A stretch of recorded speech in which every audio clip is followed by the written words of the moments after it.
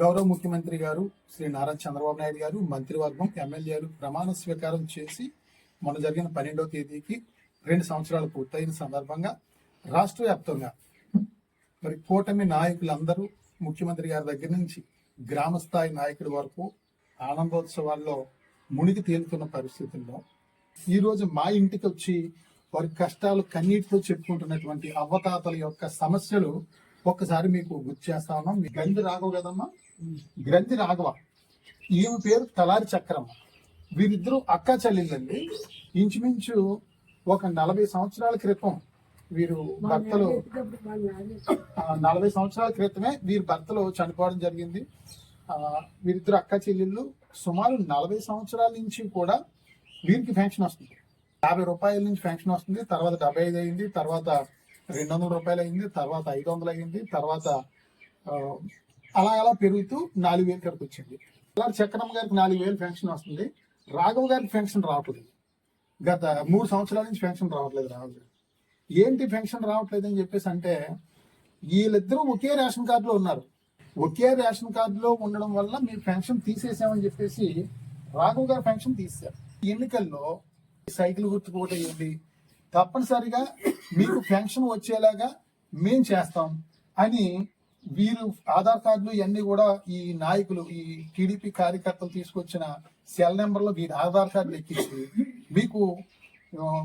మీకు వెంటనే మీకు ఆల్రెడీ శాంక్షన్ అయిపోయింది. పెన్షన్ మీకు చంద్రబాబు నాయుడు గారు తెలుగుదేశం పార్టీ గెలిచిన వెంటనే పెన్షన్ వచ్చేది అని 2 సంవత్సరాల క్రితం జరిగిన ఎన్నికల్లో వీరికి వాగ్దానం చేయడం జరిగింది. అటువంటిది వీళ్ళిద్దరు ఓటు మీకు కావాలి. ఈమె పెన్షన్ ఆగిపోయిందని చెప్పేసి ఈ మామగారు బాధ అంతా చెప్తే, లేదు నీకు పెన్షన్ వచ్చేద్దామా, నీకు ఓటీపీ వస్తుంది నీ సెల్ నెంబర్కి, లేకపోతే మీ సెల్ నెంబర్ వీళ్ళు వాడడం రాదు, వీళ్ళ మనోడి సెల్ నెంబర్కి ఓటీపీ వస్తుందని చెప్పేసి ఓటీపీ చూపించడం, మీకు పెన్షన్ వచ్చేస్తుందని చెప్పేసి మాయ మాటలు చెప్పి ఇద్దరికి కూడా కళ్ళు సరిగ్గా కనిపించండి. తెలుగుదేశం పార్టీ నాయకులు తీసుకెళ్లి అమ్మ ఇలా సైకిల్ గుర్తుకు ఓటు వేయని చెప్పేసి సైకిల్ గుర్తు మీద ఓటు వేయించుకున్న పరిస్థితి. అంటే వీళ్ళకి చూపు అంది. ఇద్దరికి కూడా దగ్గర ఈమెకి 90 సంవత్సరాలు, ఈమెకి 85 సంవత్సరాలు అండి. ఇద్దరికి కళ్ళు అనవు. అటువంటిది 2 సంవత్సరాల నుంచి పంచాయతీ ఆఫీసుల చుట్టూ, ఎంపీడీ ఆఫీసుల చుట్టూ, తెలుగుదేశం పార్టీ నాయకుల చుట్టూ కాళ్ళు అరిగేలాగా తిరుగుతూ ఉన్నారు. మీకు గుర్తు చేస్తా ఉన్నారు మీ యొక్క హామీలు, మీరు చేసిన మోసాలు. ఒక పెన్షన్ ఇస్తున్నారు, ఒక పెన్షన్కి ఇద్దరు ఎలా సరిపోతే 4,000కి ఇద్దరికి మందులు, బీపీ షుగర్లు మందులు, కాలు నొప్పులు, అదే రకంగా ఓ పూట తిని ఓ పూట తిన్న పరిస్థితి. ఇదే ప్రజా పరిపాలన అంటే? ఒక పూట కడుపు నిండా తిని రెండో పూట పస్తులుండడమా కూటమి ప్రభుత్వం లక్ష్యం అని చెప్పేసి అడుగుతా ఉన్నాం. అంటే మీకు ఓట్లు ఇద్దరే కావాలి. అంటే పెన్షన్ ఒకటే ఇస్తున్నారు కదా, ఒక ఓటు సరిపోదు, 2 ఓట్లు కావాలి. ఇద్దరిని తీసుకెళ్లి జాగ్రత్తగా ఓటు వేయించుకున్నారు. ఇప్పుడు మళ్ళీ 2 సంవత్సరాలు అయినా సరే మీకు గుర్తు రాలేదు ఆ రోజు మీరు చేసిన వాగ్దానాలు, మాటలు. మడగల నూకరత్నం అండి ఈ అమ్మ, మడగల నూకరత్నం. ఈమె భర్త మడగల సత్యనారాయణ. అప్పుడు వైఎస్ఆర్ కాంగ్రెస్ పార్టీ ప్రభుత్వంలో ఈమె భర్తకి పెన్షన్ ఇచ్చేవారు. పెన్షన్ చాలా కాలం తీసుకున్నాడు.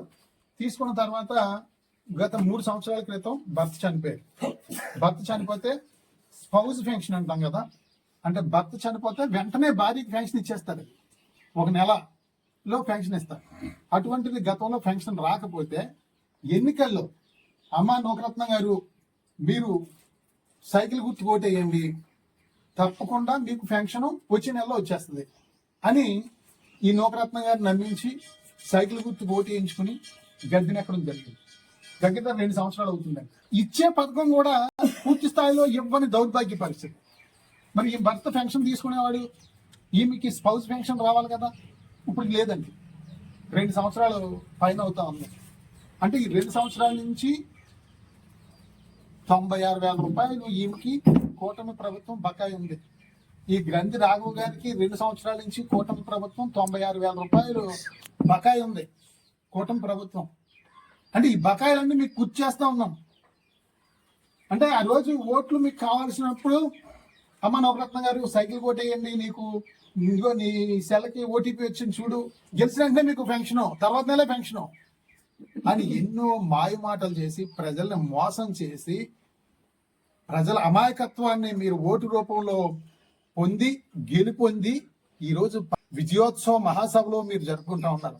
ఇటువంటి వాళ్ళు ఇక్కడే కాదు, ప్రతి గ్రామంలో ఉన్నారు. వాళ్ళ కన్నీటి బాధ మీకు కనిపించట్లేదు. అదే రకంగా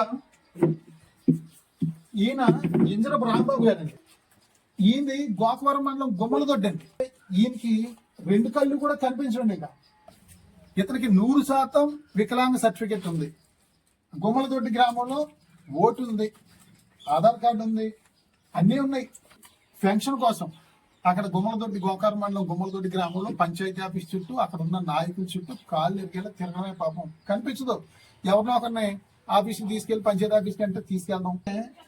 ఇతను పీజీఆర్ఎస్ లో దగ్గర 8 సార్లు దరఖాస్తు చేసుకున్నాడండి. పీజీఆర్ఎస్ లో నాకు కళ్ళు కనిపించట్లేదు, నాకు అసలు ఎవరో దారి లేదు, నాకు తినడానికి గత్యంతరం లేని పరిస్థితి అని చెప్పేసి వీరు గోకవరం ఎంపీడీ ఆఫీసులోని రాజమండ్రి కలెక్టర్ ఆఫీసులో కూడా ఎన్నో సార్లు వినతి పత్రాలు ఇవ్వడం జరిగింది. పీజీఆర్ఎస్ లో 8 సార్లు ఇవ్వడం జరిగింది. స్వయంగా నేను కూడా జిల్లా కలెక్టర్ గారి దగ్గర తీసుకెళ్ళడం జరిగింది. ఈ సందర్భంగా గౌరవ ముఖ్యమంత్రి శ్రీ నారా చంద్రబాబు నాయుడు గారికి జగ్గంపేట నియోజకవర్గం నుంచి ఒక ఇండిపెండెంట్ ఎమ్మెల్యే అభ్యర్థిగా మిమ్మల్ని ఆలోచించమని చెప్పేసి కోరుతా ఉన్నాను. ఇటువంటి 100% అర్హత ఉండి పింఛన్ కోసం అసలు జీవించడానికి మార్గం లేని దీనావస్థితిలో ఉన్నటువంటి వాళ్ళు వీళ్ళు మీకు కనిపించట్లేదు. పల్లి పండుగ అంటున్నారు. ఇతను ఏ పండుగ చేసుకోవాలండి? పల్లి పండుగ.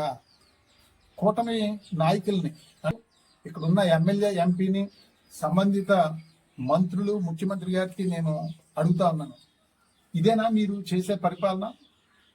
అంటే ఇతనికి కళ్ళు కనిపించు, మీకు కళ్ళు కనిపించట్లేదా? పీజీఆర్ఎస్ లో 8 సార్లు ఫిర్యాదు చేయడం జరిగింది. 8 సార్లు వినతి పత్రాలు ఇస్తారు, మళ్ళీ సంబంధించిన అధికారులు వచ్చి ఇతనితో ఏలుముద్ర వేయించుకుని వెళ్ళిపోతారు.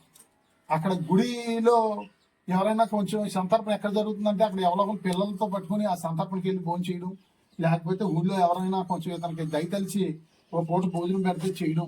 అర్హత ఉండి ఇతనికి రావాల్సిన పెన్షన్ రాకపోవడం వల్ల ఎవరు అన్నం పెడతారు, ఎవరు నాకు కడుపు నింపుతారని చూసే దౌర్భాగ్య పరిస్థితుల్లో కూటమి పరిపాలన ఉందంటే సిగ్గుపడాలని చెప్పి తెలియజేస్తా ఉన్నాను.